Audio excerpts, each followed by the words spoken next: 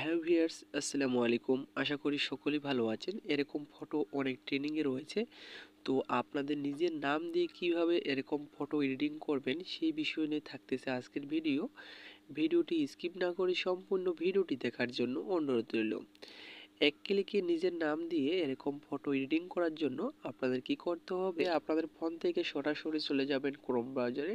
Chrome ব্রাউজারে যাওয়ার পরে উপরে সার্চ বক্সে ক্লিক করবেন। সার্চ বক্সে ক্লিক করার পর এখানে সার্চ বক্সে লিখতে হবে I E I D E O G R A M লিখে সার্চ করে দেবেন।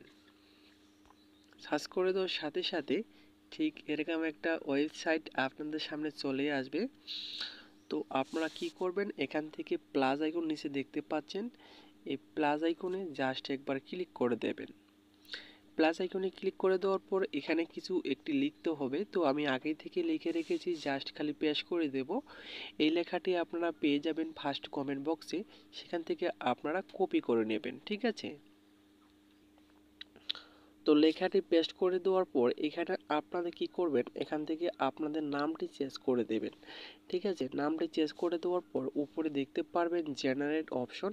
এই জেনারেট অপশনে যখনই আপনি ক্লিক করবেন, ক্লিক করে দেওয়ার সাথে সাথে দেখতে পারবেন চারটি ফটো এখানে এডিটিং করে দিয়ে দিয়েছে।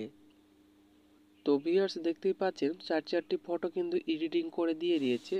এখন যদি আমি একটি ভিউজ করে দেখাই আপনাদেরকে, তাহলে দেখতে পারবেন কত সুন্দর ফটোটি কিন্তু এডিটিং হয়ে গেছে। তো এখন যদি আপনি ডাউনলোড করতে চান তাহলে ফটোটির ওপরে আপনি চেপে ধরবেন। চেপে ধরার পর এখানে দেখতে পারবেন ডাউনলোড ইমেজে ক্লিক করে ডাউনলোড করে গ্যালারিতে নিতে পারবেন। তো মূলত এই ছিল আজকের ভিডিওটা যদি আপনাদের ভালো লেগে থাকে অবশ্যই পাশে থাকবেন।